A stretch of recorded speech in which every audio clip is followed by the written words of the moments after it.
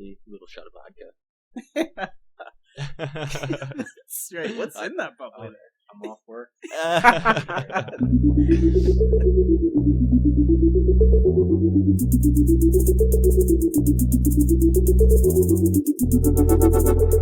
Awesome. Welcome everybody to another episode. I'm excited. I'm super excited. I'm with Dacoda as always. How are you, Dacoda? I'm awesome. Really great to be live today. Yeah, in a wonderful studio and with a wonderful guest, Champa. How are you, man? Hey, I'm doing well. How are you guys doing? Doing well. Very good. Awesome. Happy to have you here. Happy to be here. Honestly, it means a lot to us that you took the time to come out, and we're going to have a lot of fun, and I can't ask much more. We're in a professional studio and feeling professional. I'm happy to be here, and yeah, it is kind of a pro studio. I feel a bit more professional being here too. Yeah, no doubt. So for us with our podcast, this is actually one of the rare occasions that we're in the same room doing it. Yeah. Usually we're talking, a few miles apart at least. Yeah, a couple, yeah. How's that feeling? It's good. It's good to be live. It's good to see people's faces, right? Yeah. That's what it's all about. Yeah, for sure. No, and live together, professional. I mean, a great interviewer here, and interview, I should say. And we're gonna have a lot of fun, and we're gonna learn a lot about Champa, and get the idea of what we wanted to do on the map, right? Where we put people who are so talented, give them a stage, listen, learn, and not just for us, but for everyone listening along. That's the point. That's why we're here. Well, I appreciate it. I'm excited to learn more about this podcast too, so let's do it. Yeah, for sure. I mean, I guess we always start from the beginning. You want to tell us a little bit about yourself? Kind of, how did you get into hip hop? We can't even start there. Start about yourself. Like you mentioned, you're from the Kitchener area. What's it like growing up in KW? It was cool. Yeah. So my name is Sook. I go by the alias Champa. I'm a hip hop artist. Spoken word artist as well. I am from Kitchener. I was born and raised in Kitchener, and then I bounced around a bunch. Lived in Toronto for a bit, lived in Montreal for a bit, lived in London for a bit. And growing up here was, it was cool. It was cool. You don't think about it too much when you're actually growing up, right? Mm-hmm. It was very different in a lot of ways than it is now. It's a lot more diverse. Kitchener is, with the emigration of different populations from around the world coming here, like Somalia, India, lots of international students.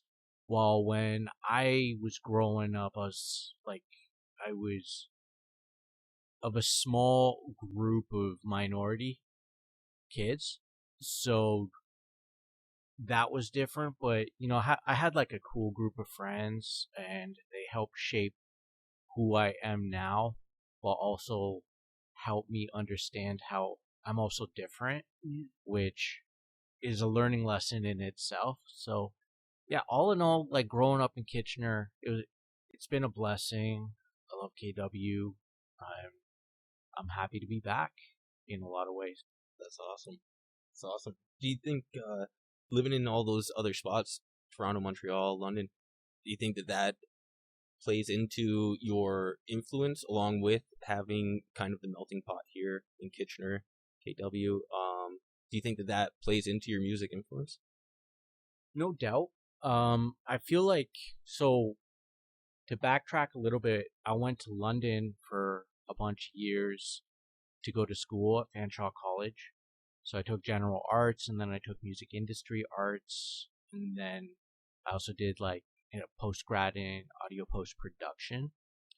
And that shaped me a lot of ways because I went to school for music, so it's just a bunch of geeks, weirdos, all in the same class, just figuring things out,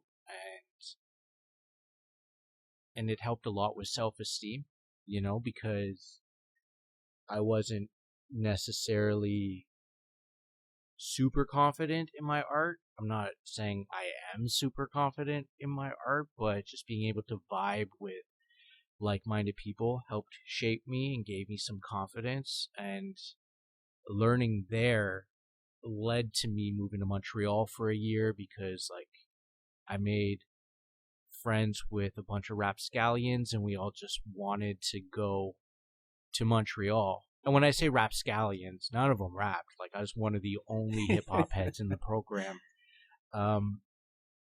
But we still went to Montreal, and that was cool. That helped shape me a fair bit as well. Like, I really just focused on further kind of like curating my skill and shaping who I am as an artist while eating a lot of poutine. and then eventually I came back to Kitchener to do a bunch of things, life things. And once I went to Toronto helped me a fair bit because I knew I always wanted to go to Toronto. I kind of felt like if I were to do something with this rap thing, I need to be in Toronto. And which I don't necessarily think is true anymore. Okay. But it certainly helped me verify that I can turn heads in Toronto, you know? And I collected some props. I collected some respect. I made some really great relationships out there with, like, the $5 Rap Show and all that crew, like the Back Burner crew, and became really good homies with Fresh Kils. Fresh Kils actually mixed my first album, Always If Ever After. And they loved me out there, especially, like, the crew, like the rappers. The sad thing about, like, a lot of local hip-hop shows is most of the time only local hip-hop acts are going to local hip-hop shows. But they gave me nothing but love, which made me feel good, made me feel great. So when I came back to Kitchener, I knew that I always still was, like, welcomed back to Toronto if I need to do shows. So I'm happy, like, I had my very tiny etching in stone in Toronto, which is an incredible city with a ton of talent. And all that stuff certainly just, like, bled into who I am today, if that makes a lot of sense. And I wouldn't also, like, not to be stepping on toes or anything, but I wouldn't consider Kitchener a melting pot. Okay. I wouldn't go as far as that. Okay. We're getting there for sure, but it's, I don't know if I call it a melting pot yet. Okay. Yeah, like Toronto's a melting pot For sure. Yeah, like that's a big bowl of gumbo. And that's a huge place to gain your validation for this dream that you had. It's obvious it's a dream. You went to school for this. You've been doing this, and you're incredible at it. So, like, that's a huge validation. That's so for any listeners that are outside of Canada, Toronto is our New York. And I would say, yeah, if you can make it there, you can rock the crowd there. That's a huge validation in your talent, your thing here, right? Yeah, I think so very much. I wouldn't say I made it there. That's a big statement. Not hating or anything, but I'm also just I can be very pessimistic sometimes, which is like a driving force for me too. But yeah, you are right. Like, huge validation, going out there and getting love, doing what I do, doing it how I do it.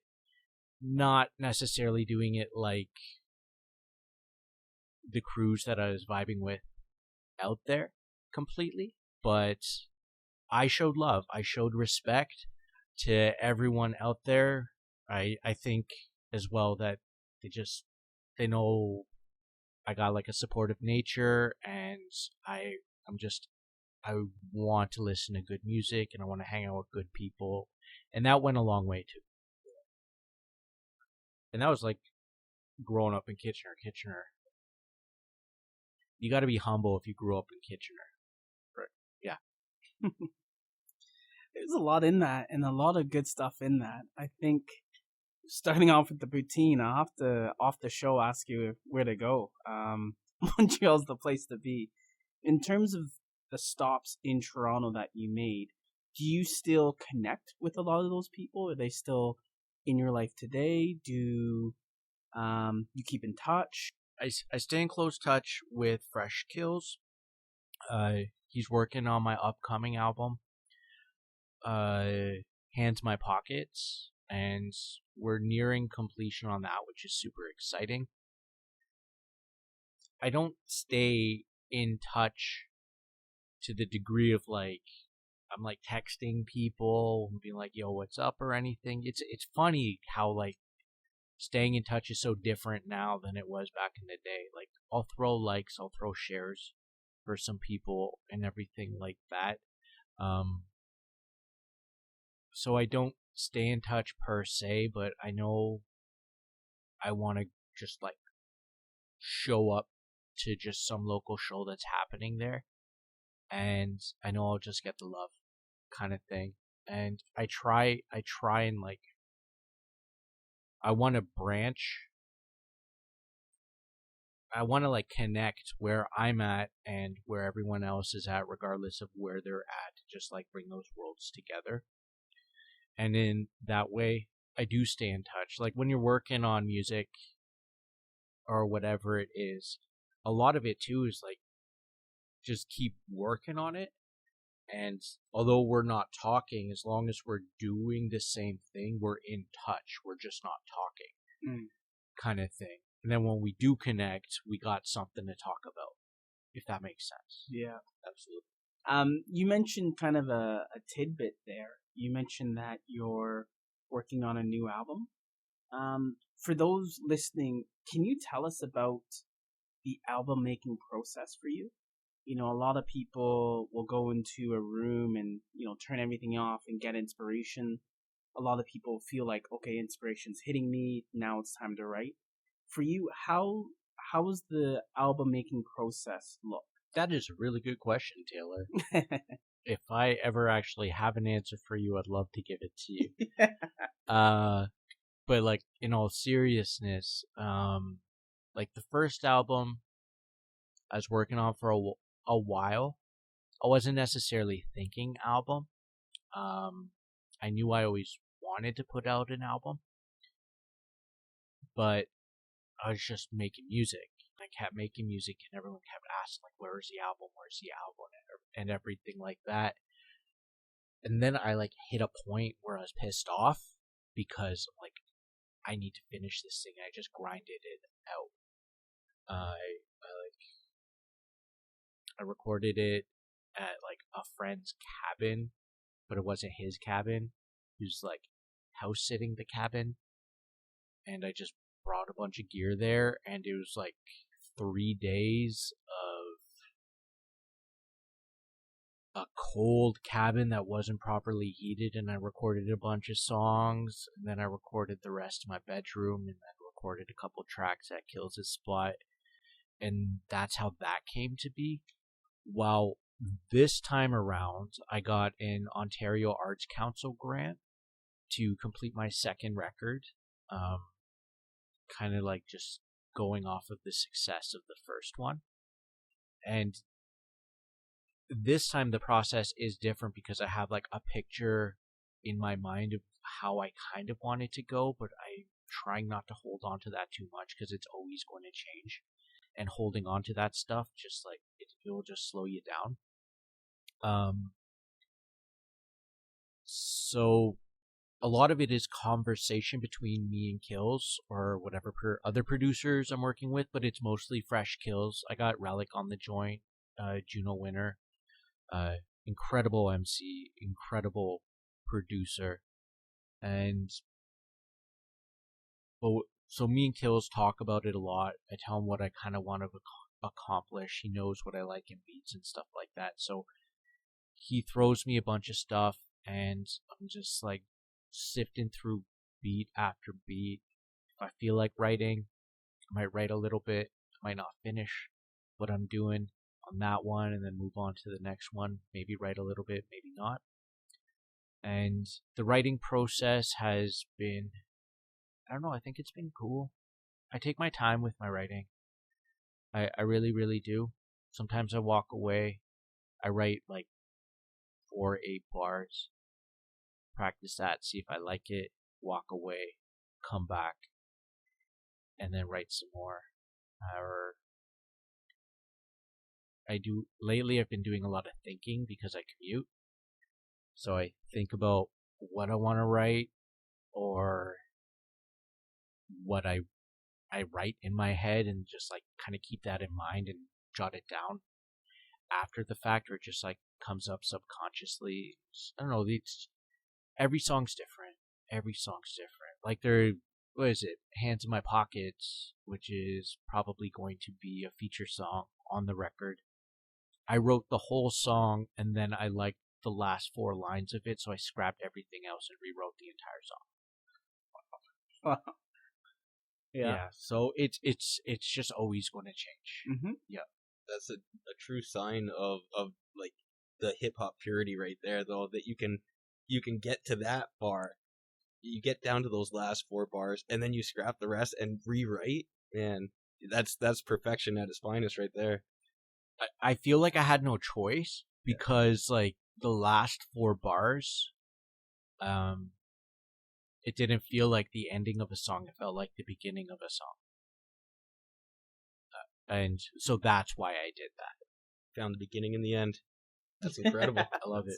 That's incredible. That's it. One question I have for you is, you also mentioned kind of off air that you're also looking at working on a mixtape. Can you explain, and for people who aren't into hip hop, I know Dakoda and I are, but for people who aren't into hip hop, what's the difference between an album and a mixtape? And for you, is it the same style where kind of come, walk away, come back, walk away? Can you explain the mixtape versus an album? Maybe that's the easiest way. I can try.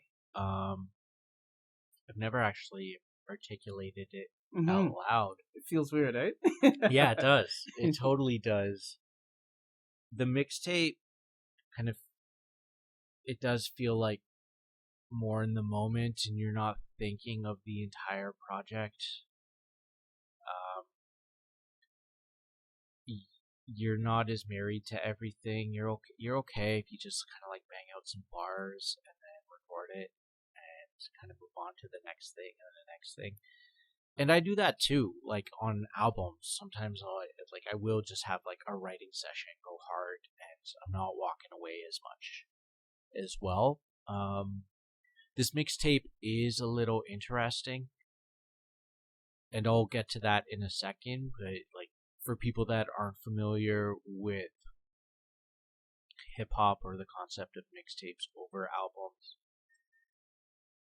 I feel like mixtapes, it feels like a writing exercise that you're willing to share because you'd be rapping over maybe popular beats or well-known beats or already made beats that you can't sell, but instead it still like brings something out in you and you just do it and you want to share it and you just share it kind of thing. While an album, I have a concept in mind, so what I want that album, like the emotions that I want the album to evoke or the messages that I want to project and share. While you might not be thinking about that so much with the mixtape.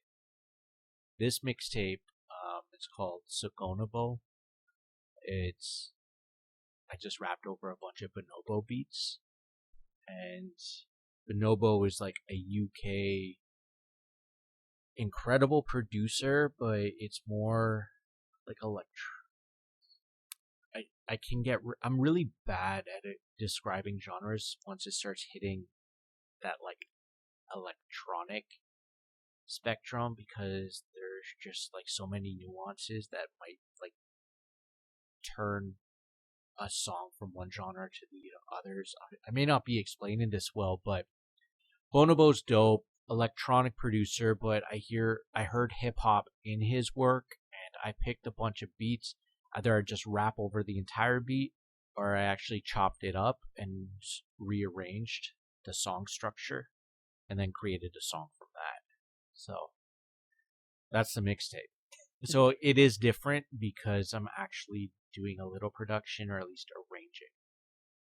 And I was gonna ask, yeah, are you working with anybody on this, or that's just all you solo project?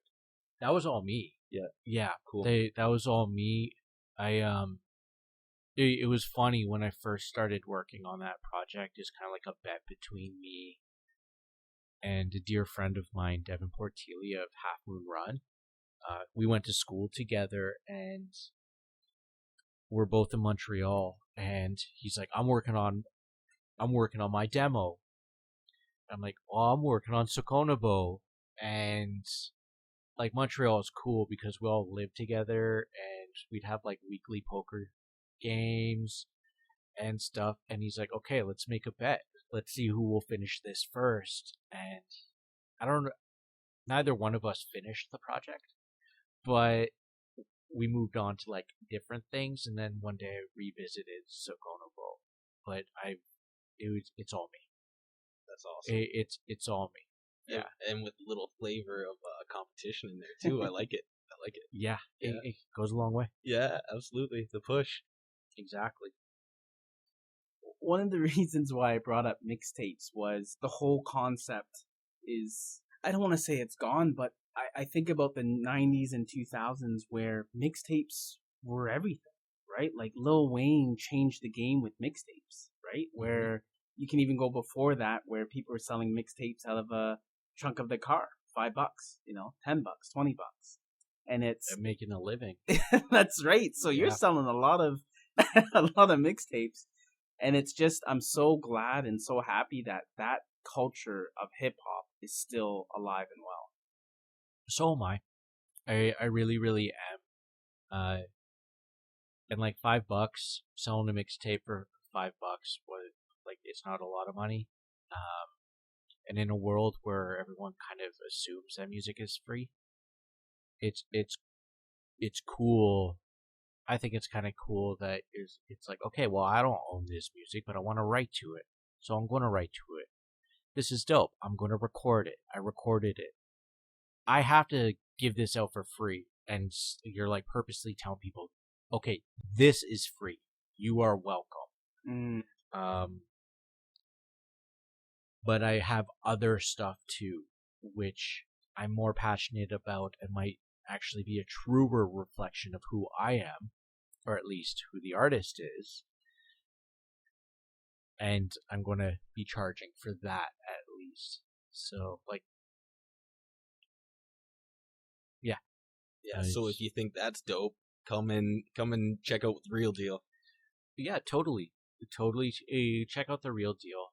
Or, like, even just enjoy the free stuff too. Because it was like, I started making Sokonobo because I wanted to make music. It kind of snowballed into something pretty special. I'm really proud of it. And it's just more stuff. Like, sometimes it's just nice to have music to write to exercise that muscle. Because there's a lot of artists out there that have a lot of songs that no one will ever hear, and that's cool.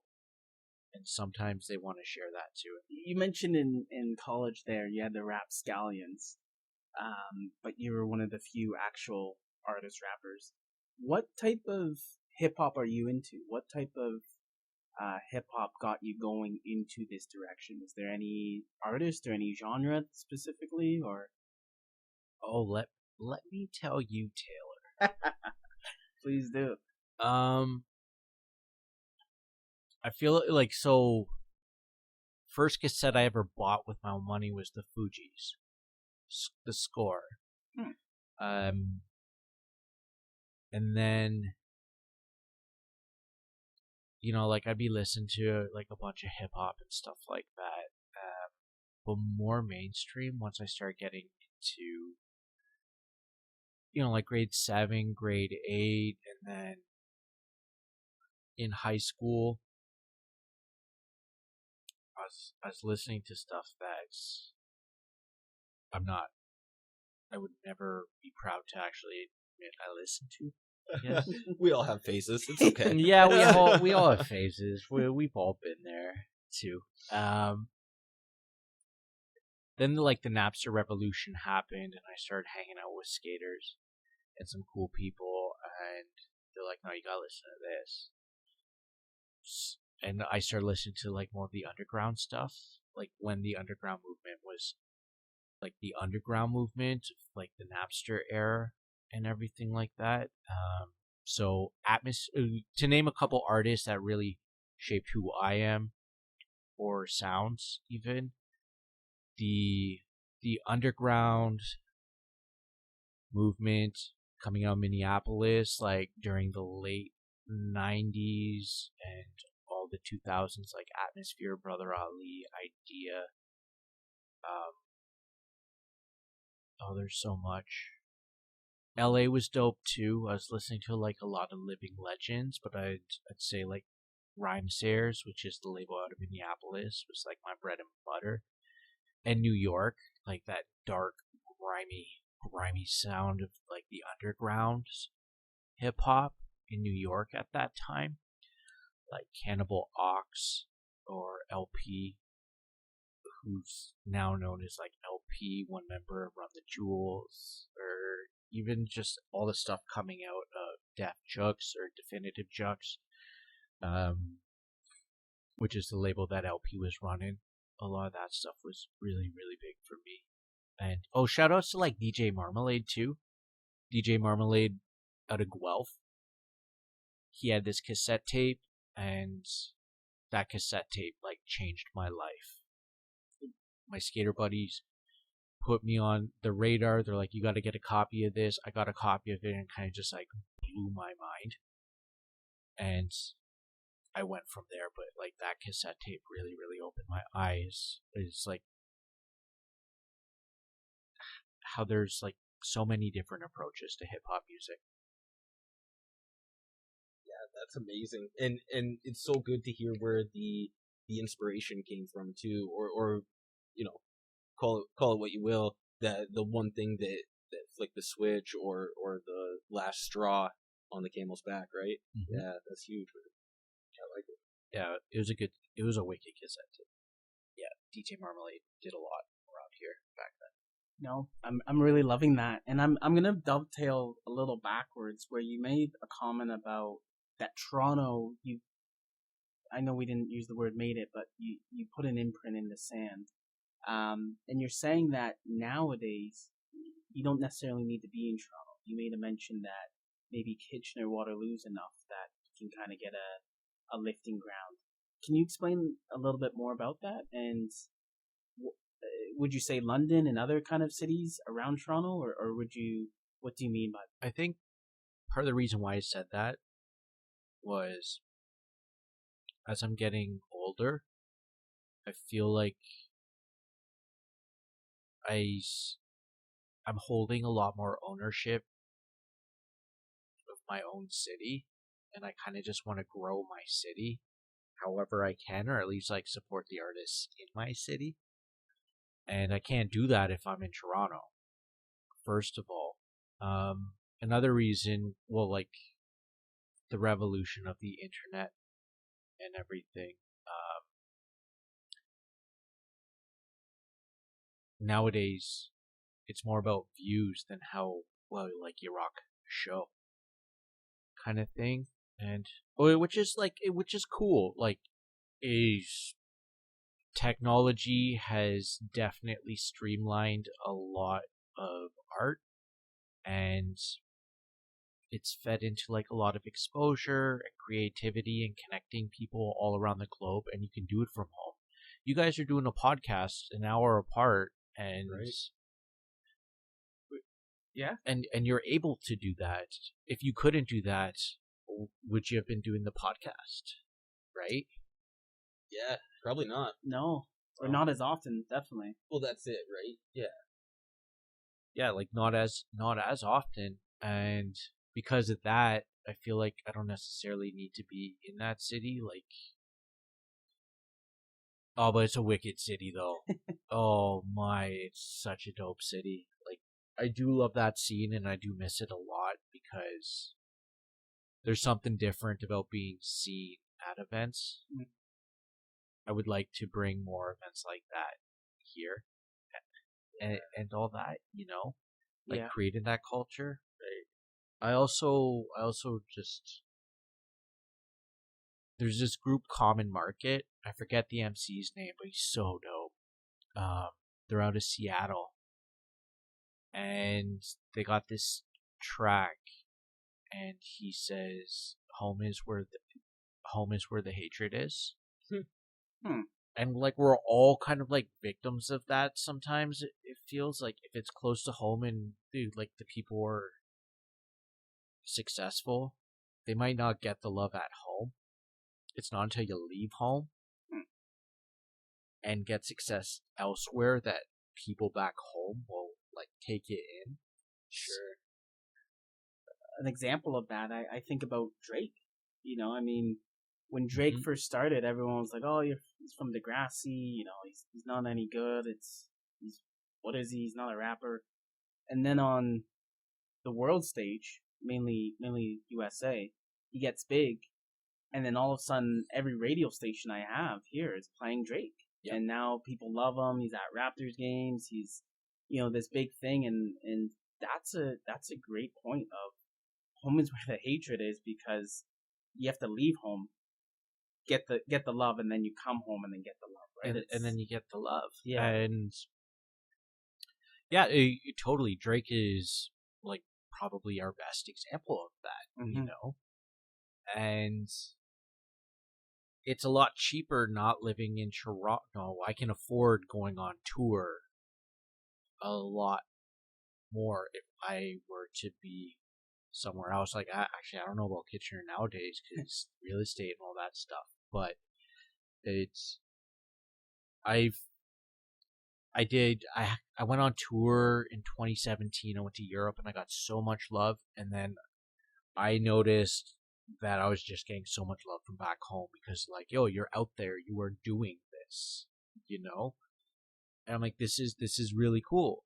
I'm going other places. People don't know who I am, but I'm making my presence known, and kind of like all feeds back to a greater thing, kind of thing. So don't get me wrong, like, I love Toronto, and there's something about that city that's special. Like, you go to one show, chill out for a bit, and then everybody bounces to the next show, and then like the next, like someone's DJing over there, let's go over there, and just bar hopping and just checking out all sorts of different things, because that is kind of lost sometimes. We're always just like on our phones or behind a computer screen, and like clicking like is considered support, but there's something different about actually being in the house, being in the building,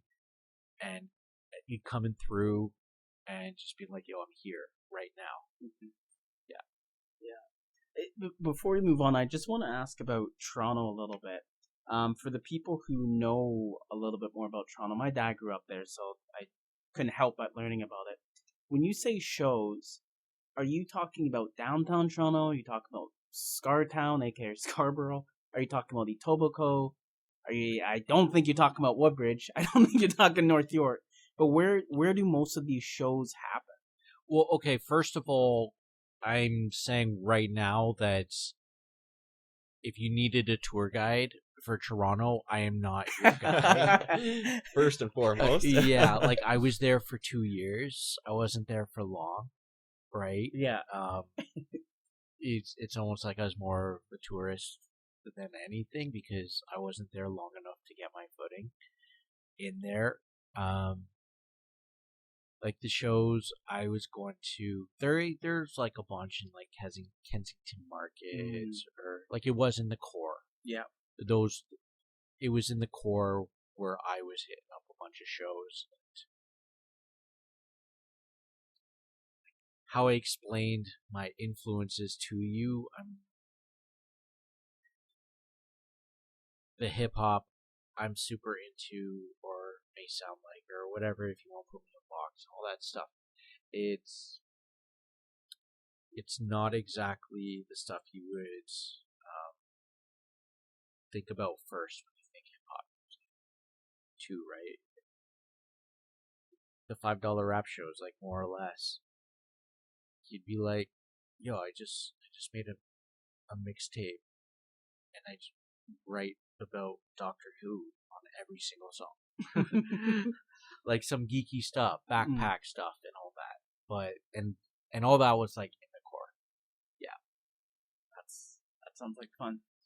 Man, MCing is such an interesting career because you go from being this hometown letdown to persevering through the naysayers and the haters to finding your voice, getting your footprint out there, and then everybody wants to claim you as their own, eh? What an interesting career, man. I know. Like, you could say that about anything, Sure. too, though, right? Like athletes, whatever it may be. As soon as that dorky scientist wins a Nobel Peace Prize, it's like, yo, that guy's from Cambridge. Yeah, he's ours. Yeah, I went to school with him. yeah, exactly. Get the yearbook out. Yeah. No, for sure. I wanted to ask you about a different topic here. I know we've talked about the show Hip Hop Evolution, which has inspired Dakoda and I. One thing we mentioned was that 1995 Source Awards. Mm-hmm. We always, it sounds like anything in hip hop that came big was from that. Whether it's the East Coast, West Coast rivalry, whether it's the South saying we got something to say, Outcast. I know I have this question. It's a tricky question, but if someone said the North has something to say, do we specifically, in your opinion, Champa, do we have a sound? Do we, if someone said to you, okay, you have something to say, well, what's your sound like? What's the Northern bars? Do you think we have that yet, or are we still finding that? Well, we definitely, like, that's a really good question. He's full of them. Yeah, that is a really good question. Like, I could easily say, well, Drake changed everything. And that is one of the sounds, right? He's not just rapping, he's kind of singing, throwing some auto-tune on there, and really 808 heavy, kind of spacious stuff. So yeah, there you go. Let's say that's the sound of the North. But does that discredit all those that came before him, though? Right? Like, because Toronto kind of had a sound in the late 90s, early 2000s too, right? Oh, no doubt. Yeah. No doubt. Like, I don't think it discredits it. It's certainly a part of the history. Yeah.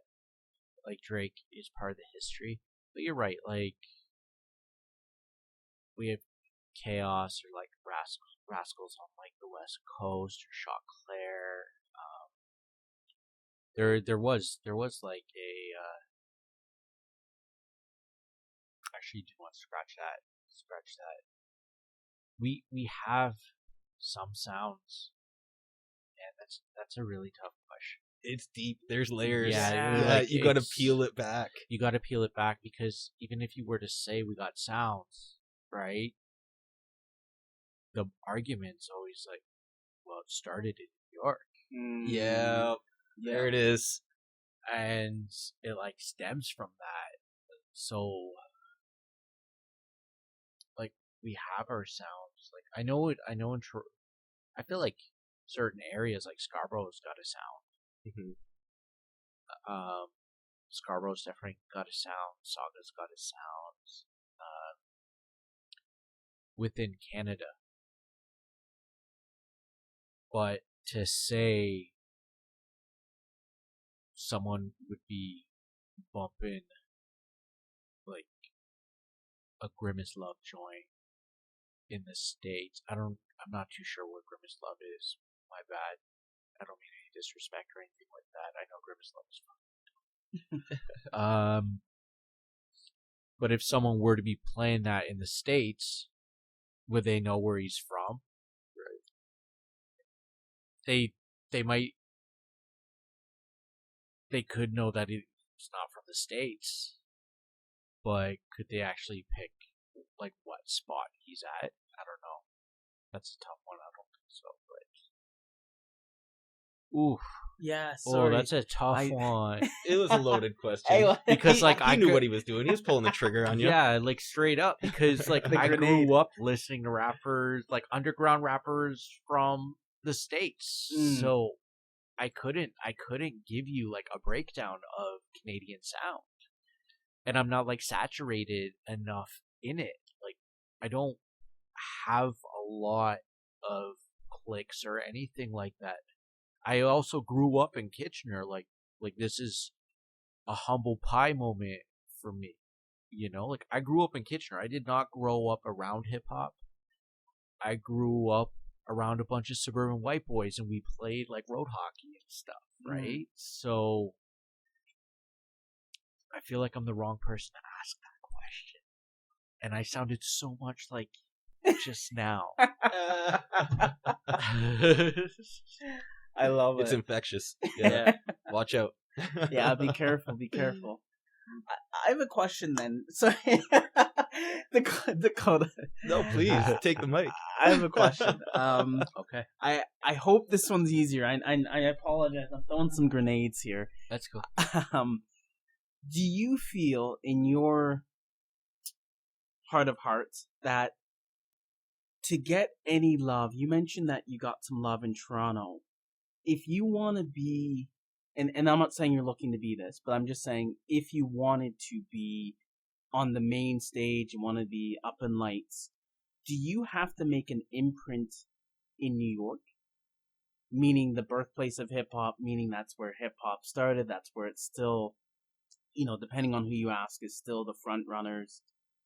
Do you feel that's the way? And before you answer that, the reason I'm asking this is because my wife's Japanese, and she knows some artists. I can't say they're friends or anything, but knows some artists in Japan, and they're saying they're not big yet until they're big in America or big in New York. That's when they know they've made it.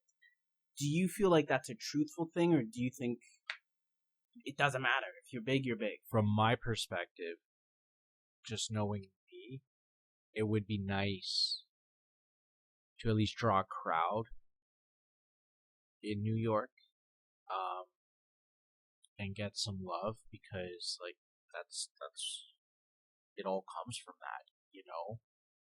Even if it's just for my own sake, not anyone else. Like if it's not necessarily because it'll make me bigger, per se, but more just to feel acknowledged in like some degree. New York's a big city. Like it's huge. I feel like I don't need to make an imprint there because the imprints have been made there. And it's like, unless you're from there, it's like a different story kind of thing. I'm still like I acknowledge the fact that, and I feel like I wear this with a badge of honor, and I wear this with pride. Like I acknowledge the fact that I was born in Kitchener, Ontario, in the Waterloo region, which is so far from New York, right? And in a lot of ways, I am a guest in a house that was built by so many talented people, social movements, communities just gathering to enjoy life and just support one another and create something new. Like, I acknowledge that, and I'm trying to like figure out my way of kind of giving back while also staying true to myself and etch my own unique part in that, right? So I don't think, like, I feel like I will not consider making an imprint in New York to be the deciding factor as to if I have quote unquote made it or not, because I feel like I'm too much of a guest to even fathom doing something like that, because it's not possible. But yeah, it'd be dope to like tour the States and draw like maybe a bunch of like people that would be interested in my music that would feel great. There's a lot of sound in New York, and I definitely do not sound like a New York rapper. Like, my content and everything, and I've always stayed true to that. I realize that I have a very unique situation, and I've always used that as a resource to feed into my craft, because I'm being genuine and acknowledging my environment and acknowledging who I am truthfully. And that'd feel dope to go to New York, be me, and get some love. Like, just like I do not want to hear rappers who pretend they're from New York that are here. Yeah. Yeah. And that's huge, man. To stay unique and to stay true to the craft, that's hard, especially when, eventually there's dollar signs waved in front of your face at some point in this career, and I know that doesn't happen for everybody right away, but I mean, it rarely happens. It rarely happens. Absolutely. Let's call it what it is. It rarely happens. But to stay unique, even regardless of those things, to stay true to yourself and do this thing right to the craft, like you're writing about real stuff. You're writing about what your life is, and that's what I expect out of hip hop. I expect to look at your life, like, and your area that you grew up in when I'm listening to that. I want to people through the looking glass, right? And that's huge, man. Yeah, like, I don't know, I might rap about squeezing some orange juice if it got me a Minute Maid sponsorship. Yeah.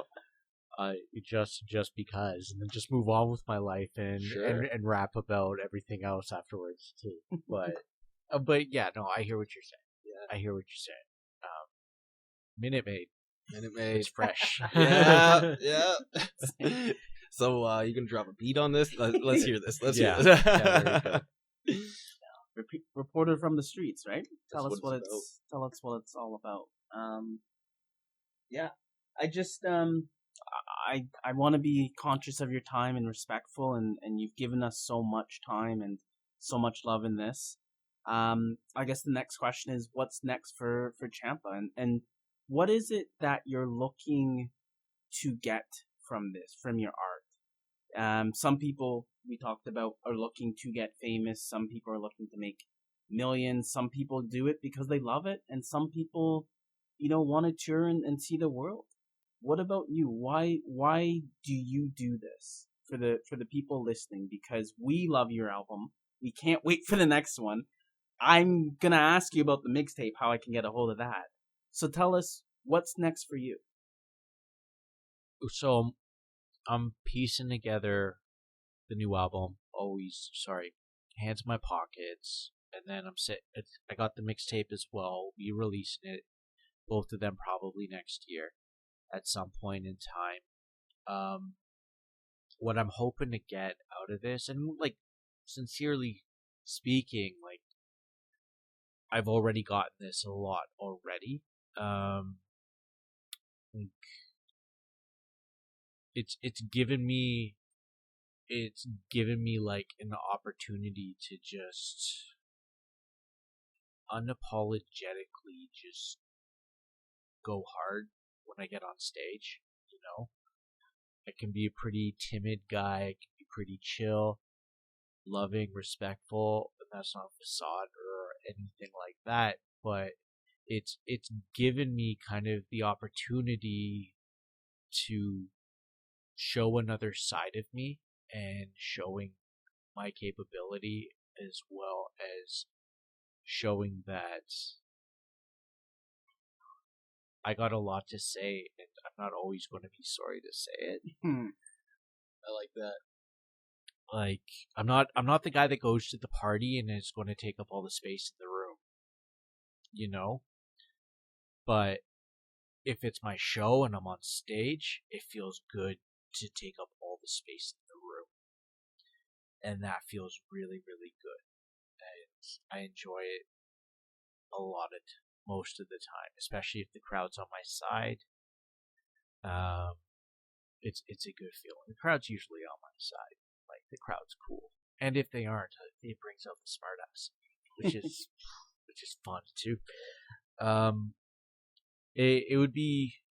I'm looking forward to the upcoming album because I've put a lot of work into it, me and Fresh Kils. And Fresh Kils it's like a blessing to be able to work with him. The guy's toured the world many times over, Juno nominated artist, incredible pad masher. Like, he can just play an MPC like nobody's business. So I'm really excited that with what we are crafting and what we're going to put out, and I would like people to listen to it. I would like people to listen to it with intention, Yeah. Listen to the lyrics. Listen to the lyrics. Listen to the beats and and try and figure out what I'm trying to accomplish, and like listen to the album, because it was it's been like carefully crafted and everything. So I guess I'd like to be heard. I'd like to be heard and recognized. Recognized, Taylor, That's right. Because recognition, it's important to me, because I haven't really rolled with a lot of crews, and sometimes I feel like I deserve a bit more respect, if I were to be so frank. I like it. Give it to us frank, buddy. Yeah. Tell us how it is. No, for sure. Thank you for this. I really appreciate it. From A to Z, whether it's helping us set up the sound systems, helping us with the leveling, showing us the mic, showing us everything from a great interview, and giving us your honesty. There's nothing about this that I feel that's fake. There's nothing that's facade. That's what I love about you. That's what I love about your music. That's what I love about the fact that we could do this. And it's amazing. And thank you so much. Yeah, this has been a fantastic first interview, man. Thank you for your time on this. It has been great for I know both of us. Mm-hmm. This is huge. Thank you. Yo, bless your lives, both of you. Thank you for having me here. Like Dakoda, I know you and I just met today. I appreciated our Scobie talk. I recognized Scobie Steve with Scuba Steve. Yes, that's great. Thank you. That's a good name, a real good name, and I've been getting to know Taylor a lot more, and I really appreciate just your willingness to explore more about like hip hop music. And as soon as you asked me if I want to be a part of this, I'm like, yeah, let's do it, because I know it's going to be fun, and I just want to build up this city as much as I can, and build up other people. It's not just me. It's not just about you. There's a lot more to it than the individual, and that's what I love about hip hop culture, because it's not. It's about the culture, and there's so many aspects about it. So yeah, no, big ups yourselves. This is dope. I'm looking forward to hearing the podcast, and man, I hope there's another season of Hip Hop Evolution. Yes. Like straight up. Yeah. The show's fantastic. And if Shad's not doing Shad, it, bring it back. maybe it's Dacoda and Taylor Hey, doing it. hey, we'll step up. Never say no. That's right. You get asked, always say yes, right? That's right. No. Hey, Awesome. I want to do real quick here before we wrap up. Anybody listening, please go and check out Always If Ever After is the one that's out already. You can find that on Spotify.